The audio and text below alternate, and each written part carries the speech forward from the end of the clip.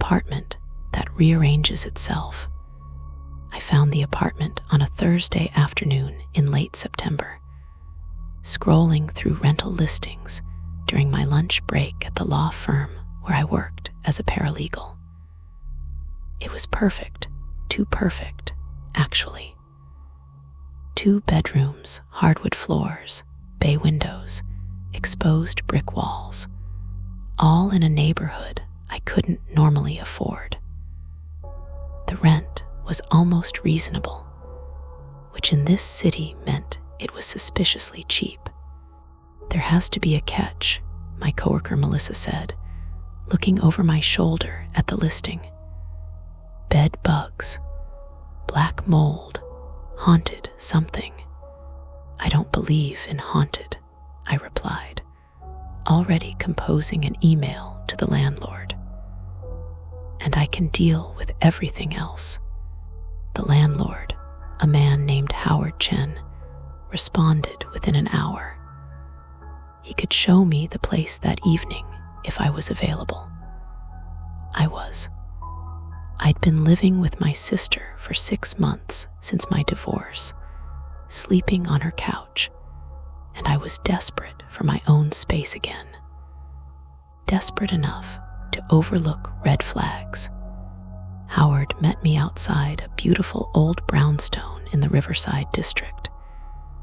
He was in his 70s, impeccably dressed, with silver hair and a warm smile that didn't quite reach his eyes. "Ms. Torres," he said, shaking my hand. "Thank you for coming on such short notice. The unit just became available yesterday." "What happened to the previous tenant?" I asked as he led me up the stairs to the 3rd floor. "She moved rather suddenly," Howard said. "A job opportunity overseas. Very last minute. She left most of the furniture, actually, which is included in the rent if you want it. The apartment was even better in person. Sunlight streamed through those bay windows, illuminating the polished hardwood floors and the exposed brick accent wall. The furniture was nice, modern, clean lines, nothing that screamed previous tenants' leftovers. The kitchen had been recently updated. The bathroom had one of those clawfoot tubs I'd always wanted. "I'll take it," I said before I'd even seen the 2nd bedroom. Howard's smile widened. "Wonderful. I can have the lease ready by tomorrow if you'd like to move in this weekend." "That fast?" "I prefer to keep my properties occupied," he said. "Empty apartments attract problems."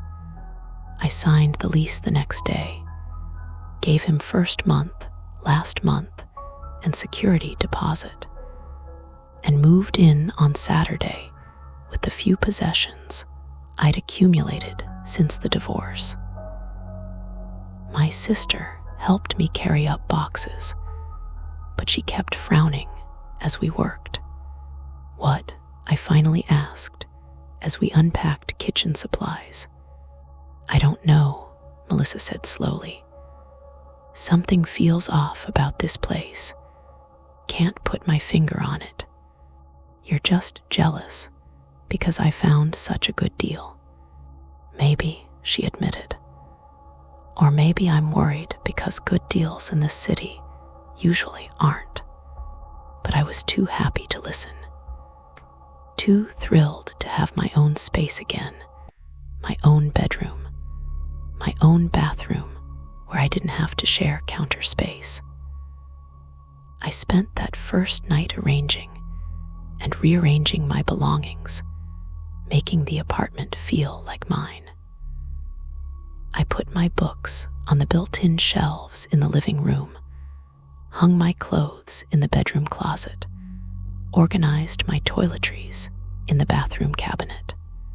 By the time I went to bed, exhausted and satisfied, Everything had a place. Everything was exactly where I wanted it.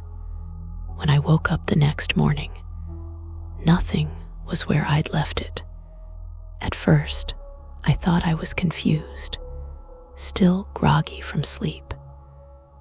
But no, the books I'd carefully arranged on the shelves, alphabetically by author, were now organized by color. My clothes, which I'd hung in order from casual to professional, were rearranged by garment type. The toiletries I'd lined up in the bathroom were in a completely different configuration. Someone had been in my apartment while I slept. Someone had moved my things. My heart pounding, I checked the locks on the doors and windows. All secure. No signs of forced entry. Nothing was missing or damaged, just rearranged. I called Howard immediately.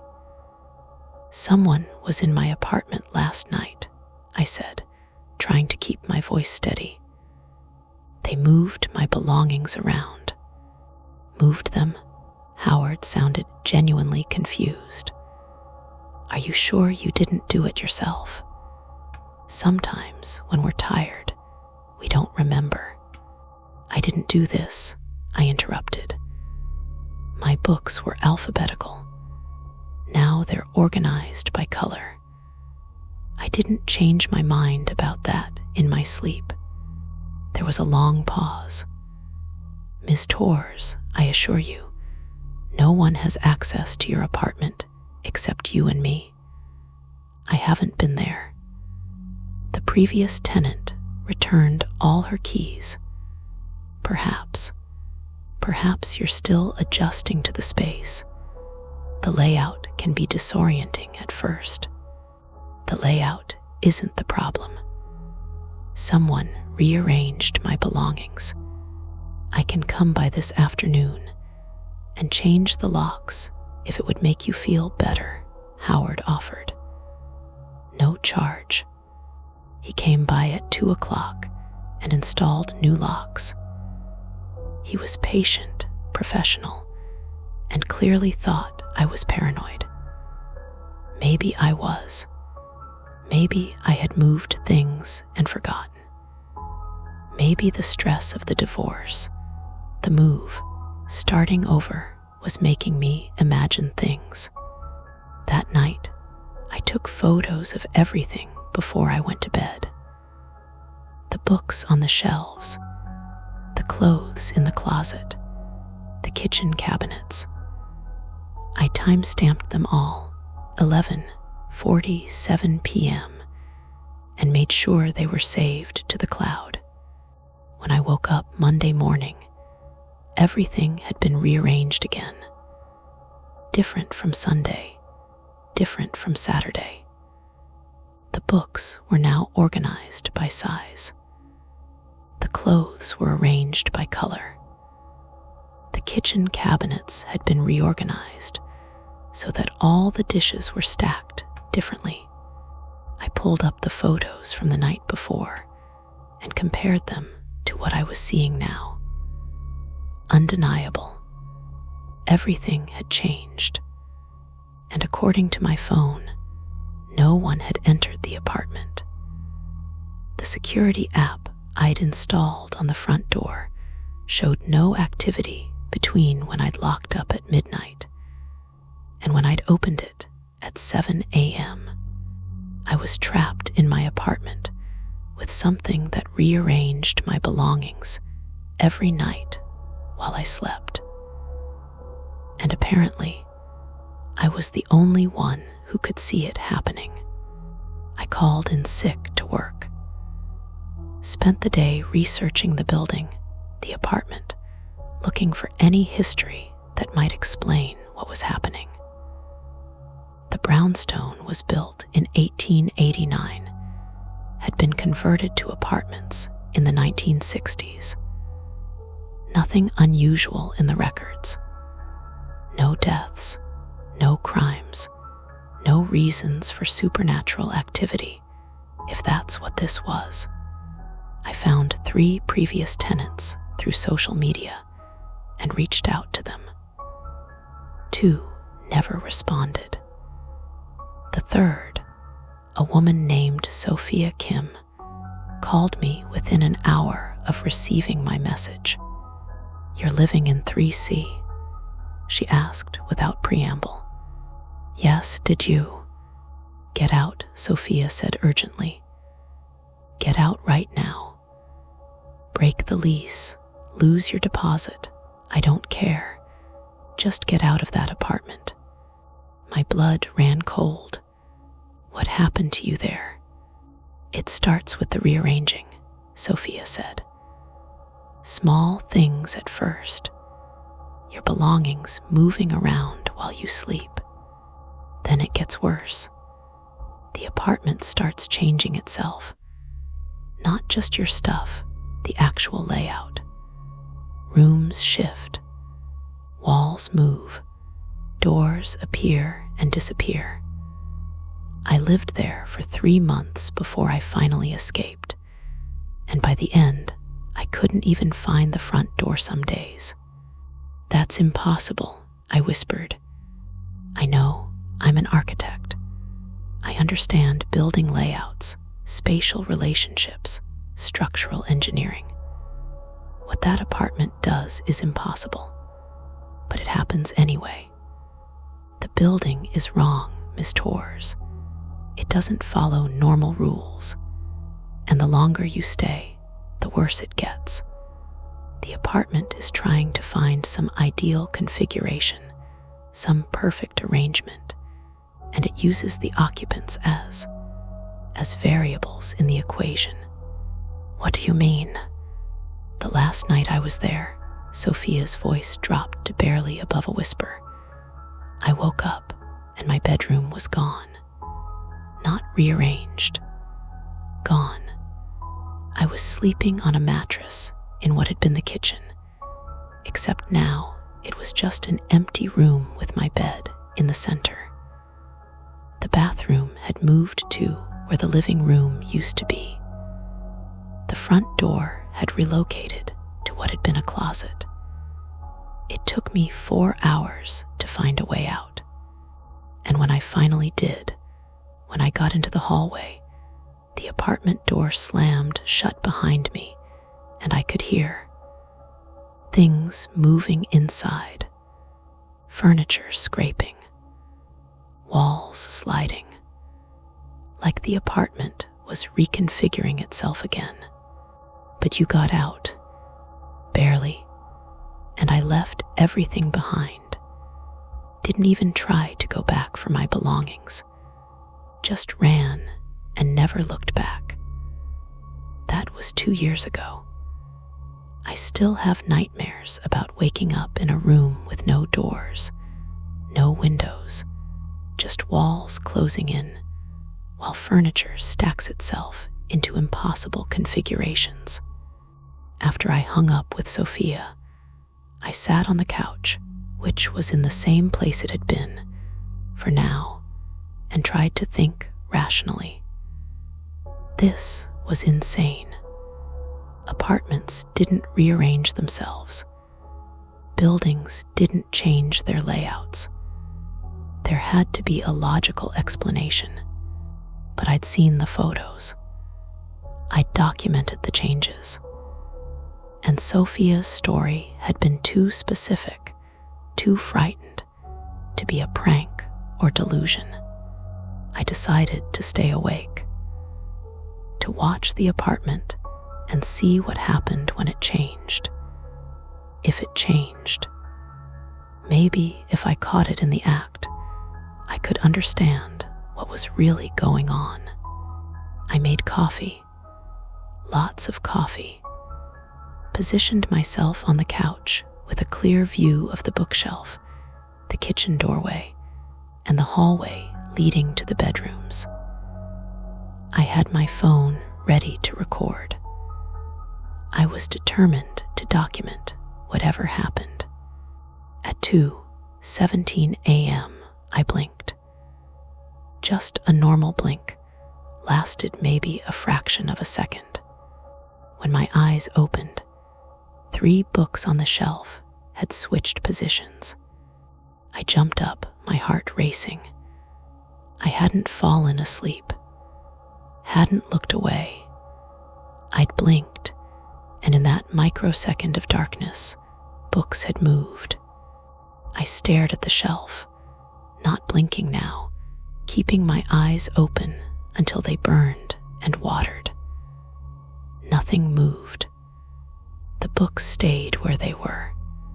I blinked again, forced to, my eyes too dry to keep open. 5 more books had rearranged themselves. "No," I said aloud. "No, this isn't possible." I grabbed my phone and started recording, pointing it at the bookshelf. Kept my eyes open as long as I could. When I finally had to blink, I heard it through the phone's speaker, a soft, sliding sound, like books moving on wood. I immediately opened my eyes.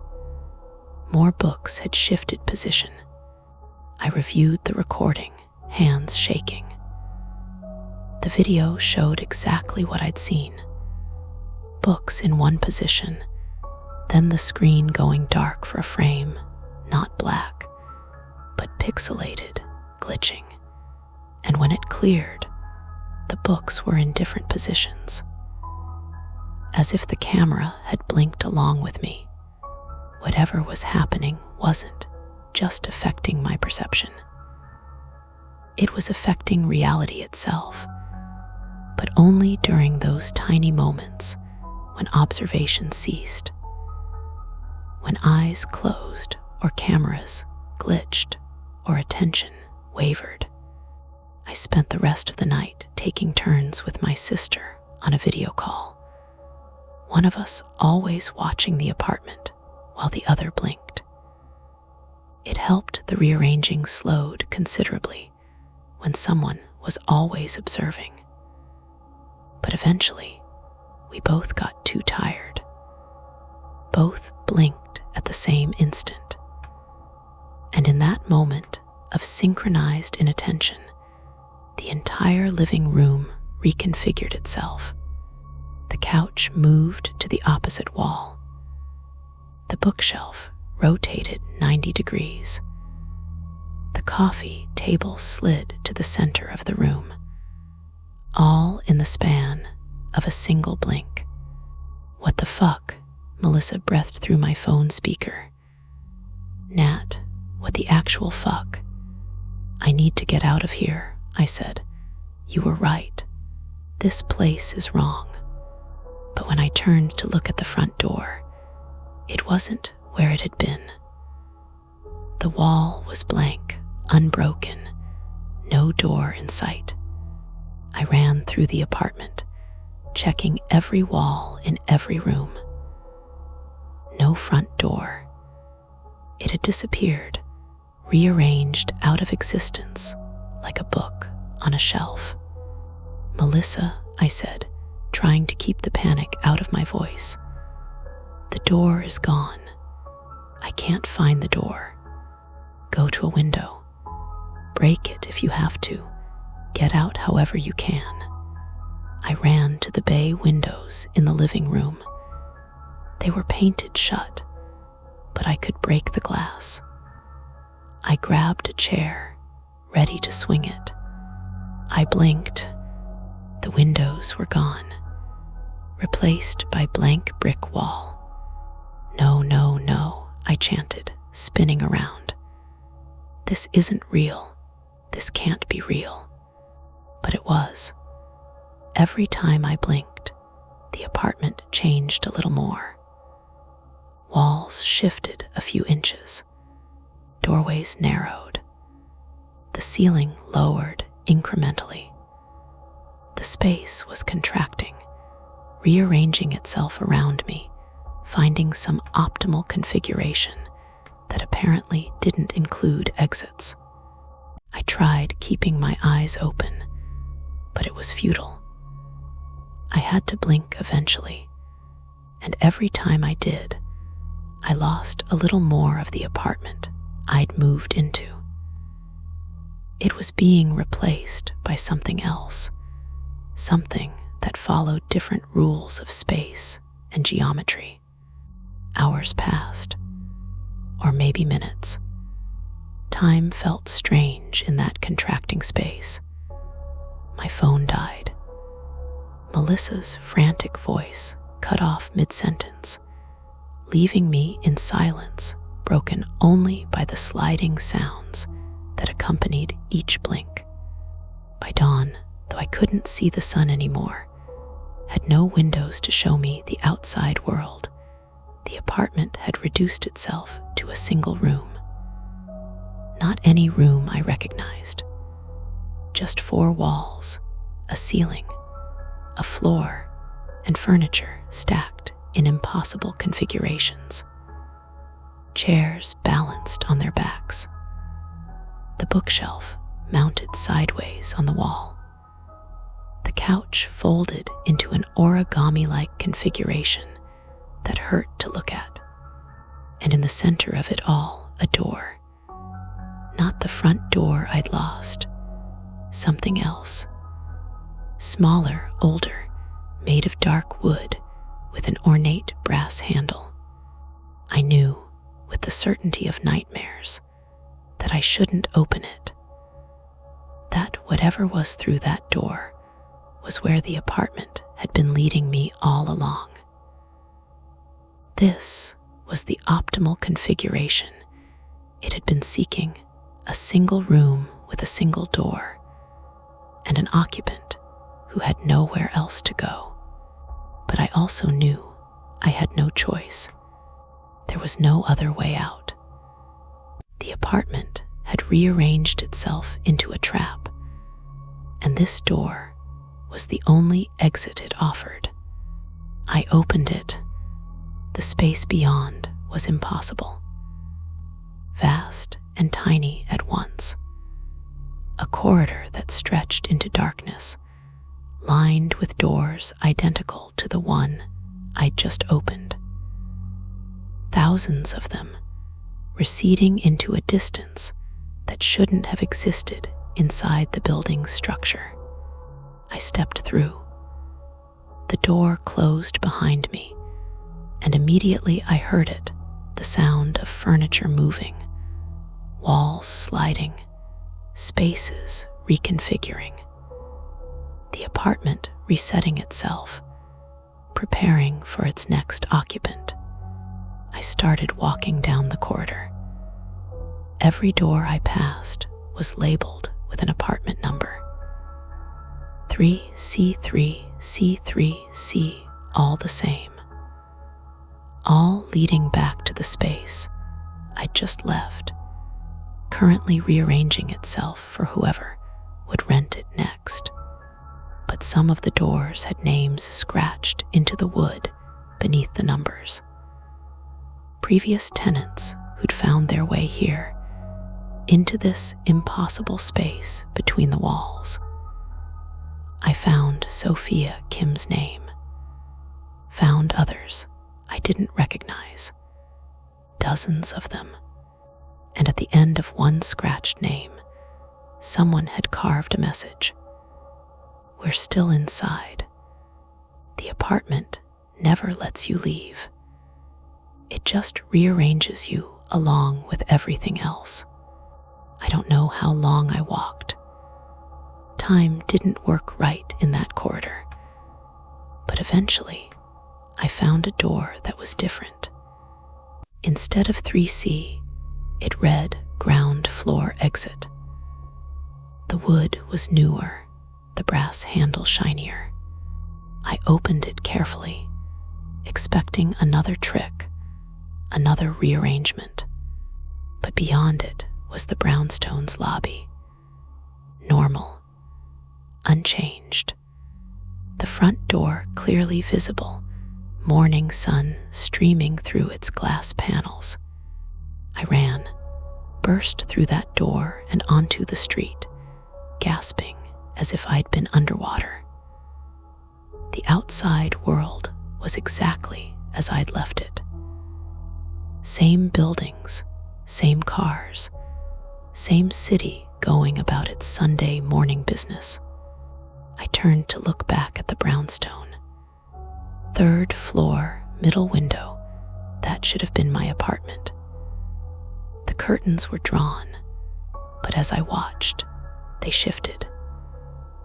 Not from wind or human hands, but in that same sliding, rearranging motion I'd come to recognize.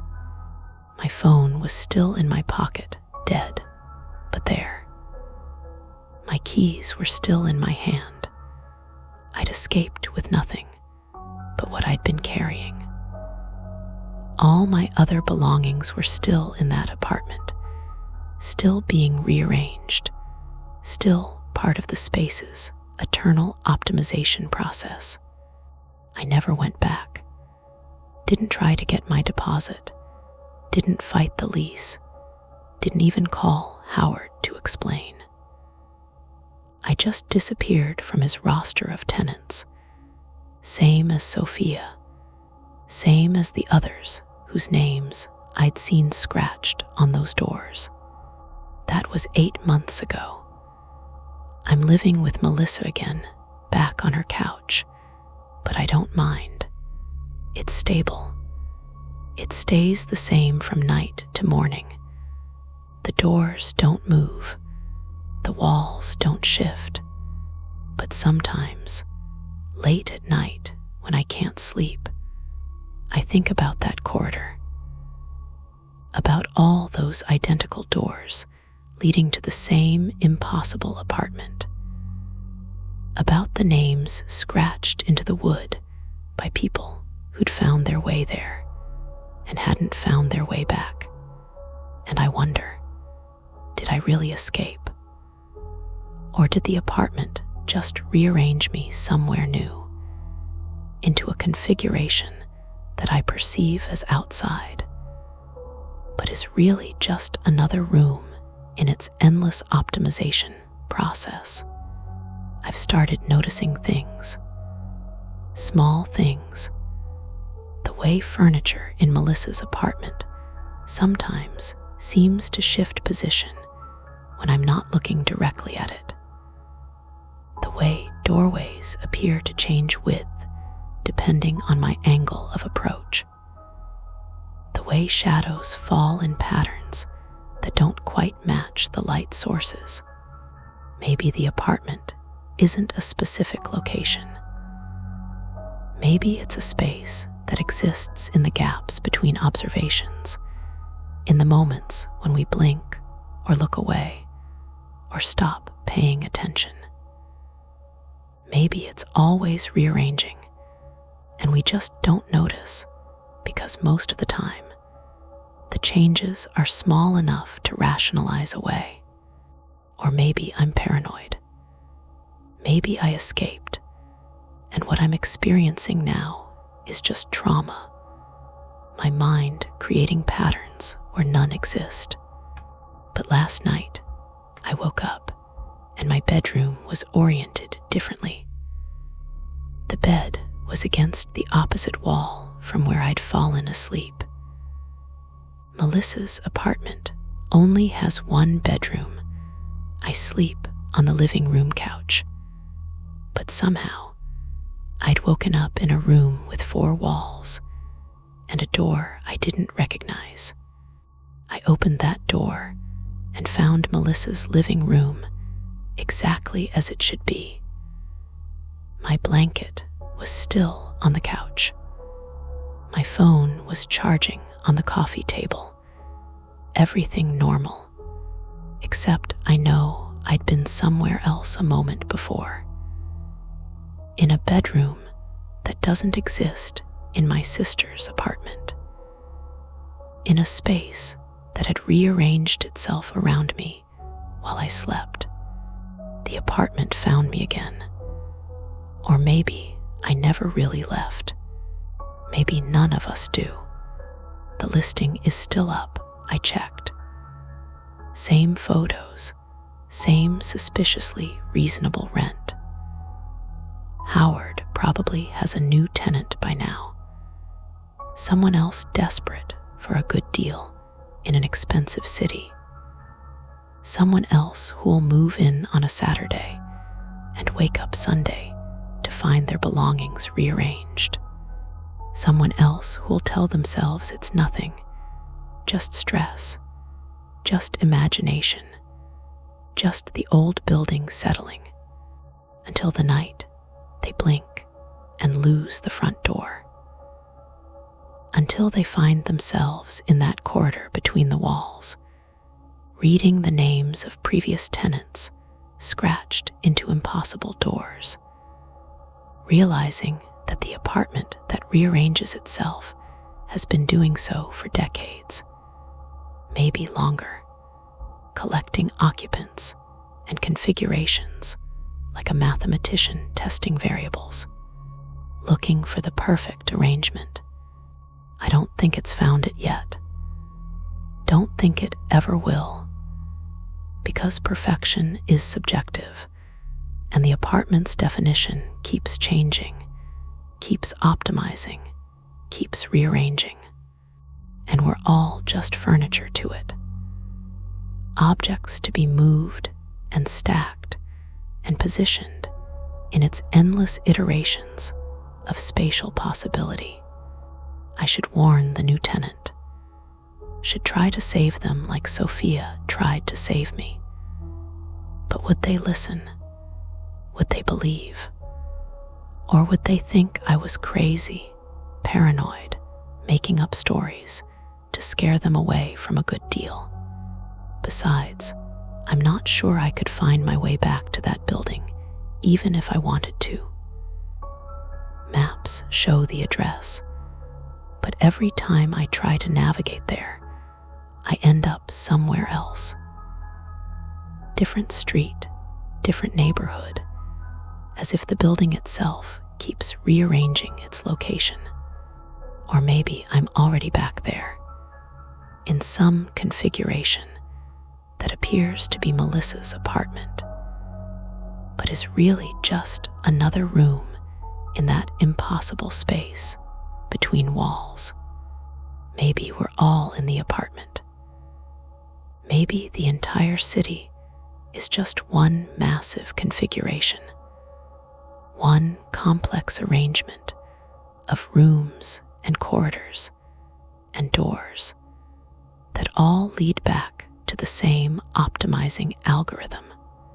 Maybe I'm still sleeping on my mattress in that contracted space, and everything since the escape, the corridor, the return to normal life is just another rearrangement, another iteration in the apartment's endless search for optimal positioning.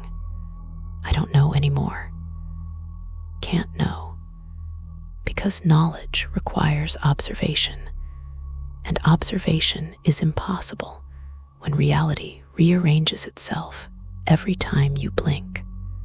All I know for certain is this: there's an apartment in the Riverside district with great bones, hardwood floors, and suspiciously cheap rent. It just became available. The previous tenant left suddenly, and if you're thinking about taking a look, about signing that lease, about moving into that perfect space you can't quite afford, pay attention to your surroundings. Notice where you put things. Document everything. And whatever you do, try not to blink, because in that microsecond of darkness, the apartment that rearranges itself is already moving you into its next configuration, already optimizing, already trapping you in patterns you can't perceive but will never escape. The apartment is still there, still rearranging, still collecting tenants, and I suspect, I fear that I might still be one of them, just rearranged to look like I got away. Type continue for the next fully new story.